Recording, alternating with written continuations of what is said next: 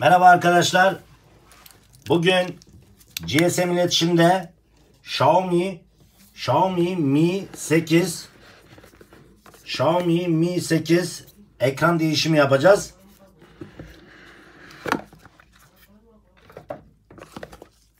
Ekran içten kenardan darbe alma sonucu içten kırılmış durumda.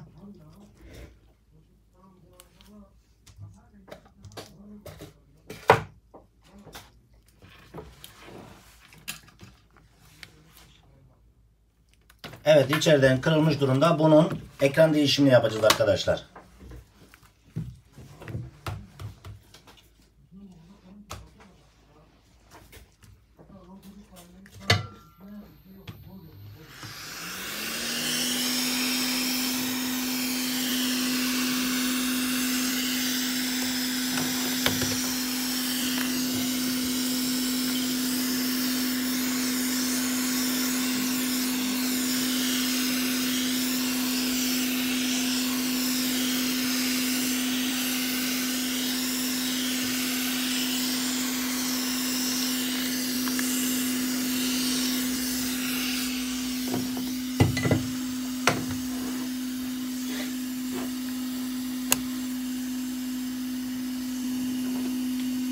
Arkadaşlar, parmak okuyucusu arkada olan telefonları mutlaka penayı ince bir şekilde takmamız gerekiyor.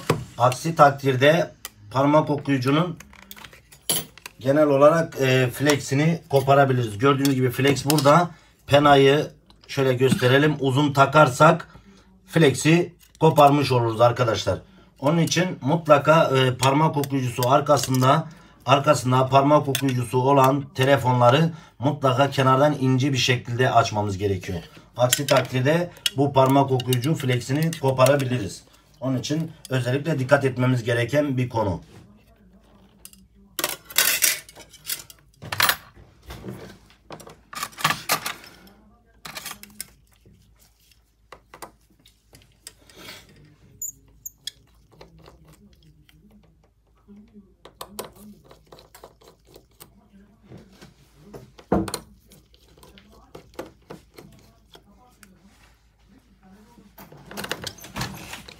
Ya abicim, biraz sessiz olun, gözünüzü seveyim ya.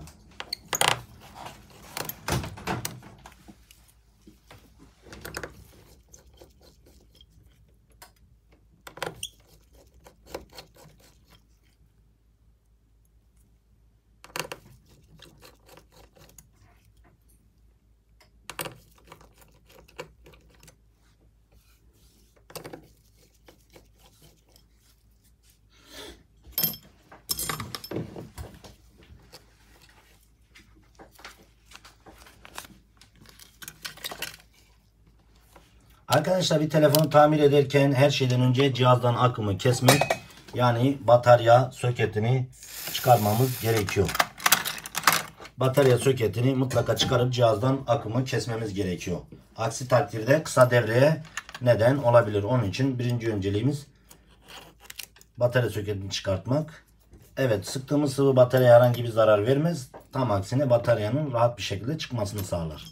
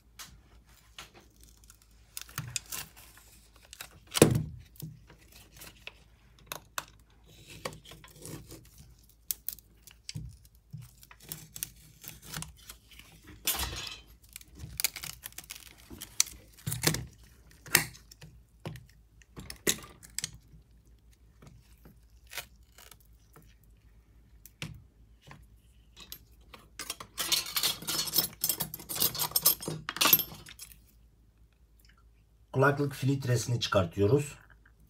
Yeni ekrana takacağımız için. Evet arkadaşlar, gördüğünüz gibi Xiaomi Mi 8 kırık ekranı söktük. Arkadaşlar yapışkanlı ekranlarda kenarların mutlaka güzel bir şekilde temizlenmesi gerekiyor. Aksi takdirde kırık bir cam parçası kaldığında veya bir yapışkan parçası kaldığında yeni takacağımız ekranı anında kırabiliriz. Onun için mutlaka şu kenarların çok çok temiz olmasına dikkat etmemiz gerekiyor arkadaşlar.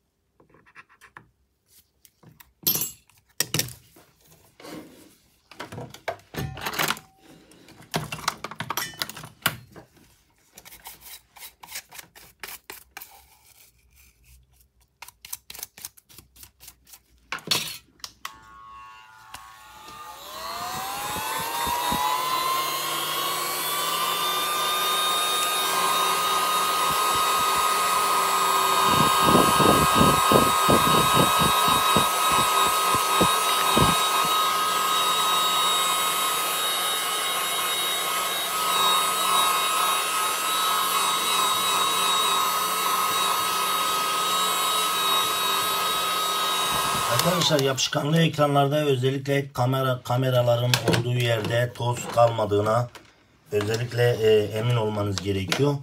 Çünkü kamera camında toz kalırsa yeni ekranı taktıktan sonra sorun oluşur. Toz kötü bir görüntü verir. Onun için güzel temizledikten sonra yeni ekranımızı takacağız.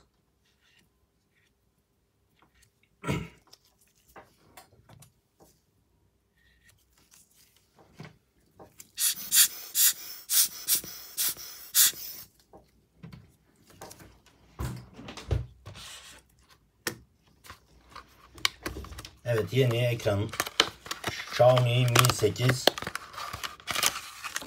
ekran değişimi yapıyoruz şu anda.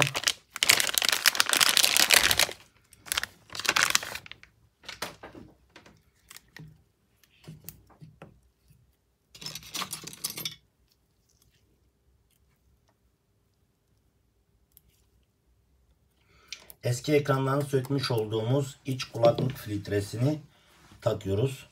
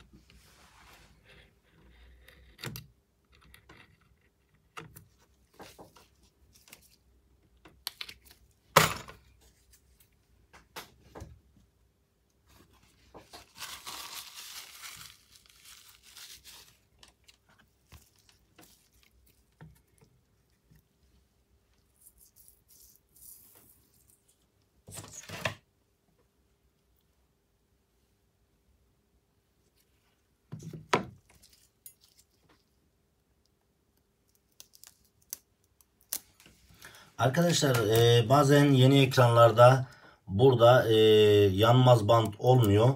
Bu da kısa devre olmasına neden olabilir. Garanti olsun diye takmış olduğunuz ekranlarda bu entegrede eğer yanmaz bant yok ise, iletken bant yok ise mutlaka yapıştırın. Aksi takdirde kısa devreye neden olabilir.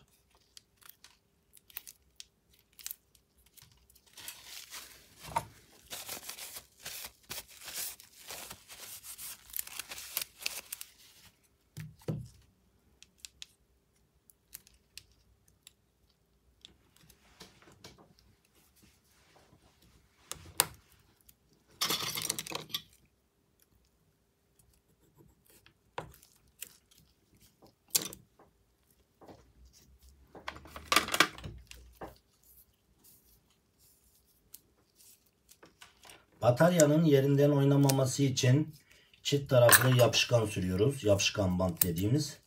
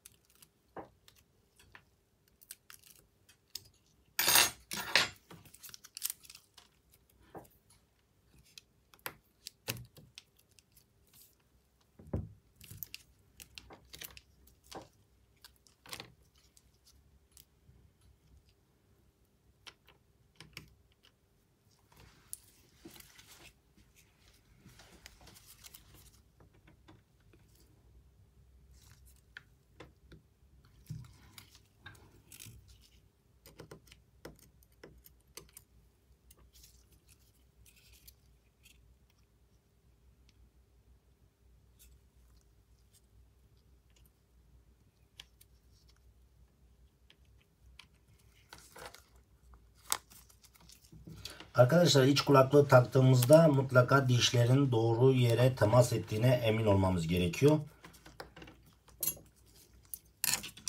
İç kulaklık ahizesi dediğimiz parçayı taktığımızda.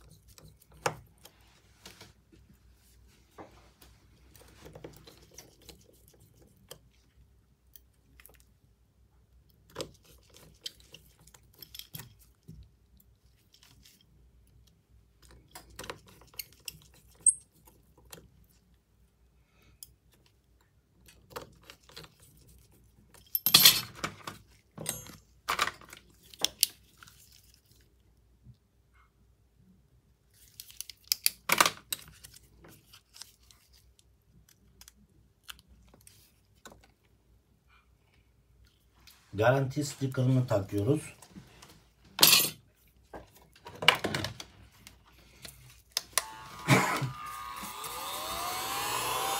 Arka kapağın oturacağı yerleri güzel bir şekilde temizlememiz gerekiyor.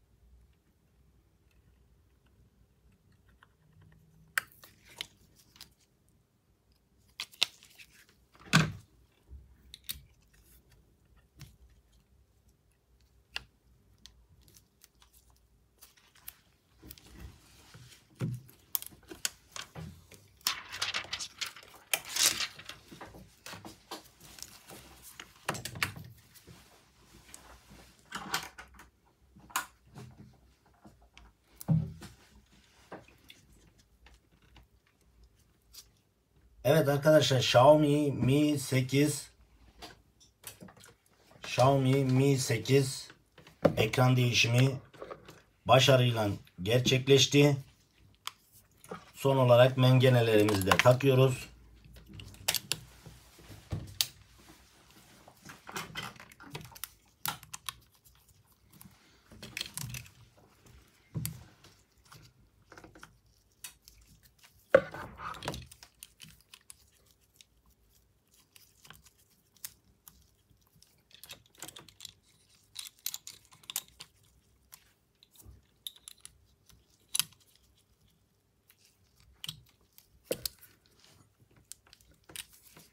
Evet, Xiaomi Mi 8 ekran değişimi başarıyla gerçekleşti.